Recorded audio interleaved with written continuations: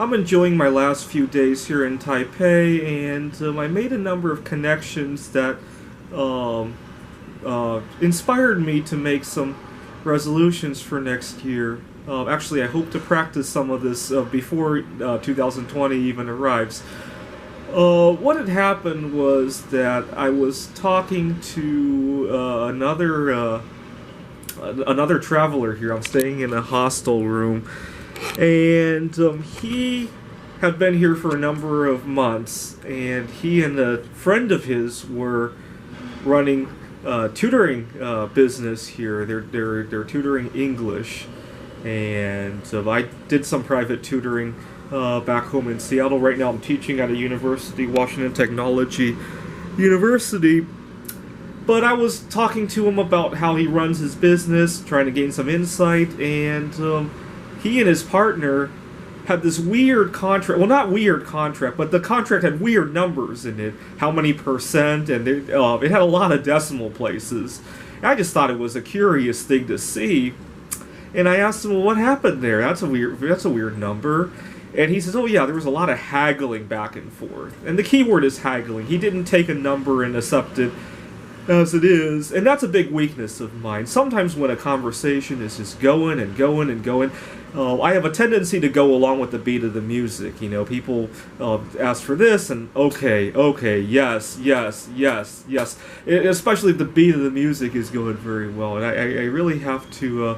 I really have to give him an A+ on how he handled that. I didn't see the conversation, obviously, but the fact that he wouldn't just go along with the beat of the music, that's a weakness of mine. I actually had to quit a different job at another school because I don't want to use this word, but I had an enemy, so to speak, who was making a lot of unusual accusations about me, and a lot of times I would just apologize and try to make amends for it, even though it was completely not my fault. And this went on for several months, and I got very exhausted about it. And I live in Seattle, actually the east side of Seattle, and when I got very overwhelmed, I would drive out to the countryside in Ellensburg to view the night sky. You know, over in Ellensburg we can see the Milky Way, we can see the outer planets, and I was so overwhelmed that I would go to Ellensburg, but then I would come back sleep deprived, and then I would make other mistakes, you know, that people could pick on, or people would add to it, and I just became a huge mess. When people are talking, I just have a hard time breaking that flow. You know, Andrew, you did this. I'm sorry. You know, and instead of saying no, I did not. You know, and breaking the beat of the music and explaining, you know, what else I was, you know, and taking credit for what I'm doing at the school and all that. I just have a hard time doing that.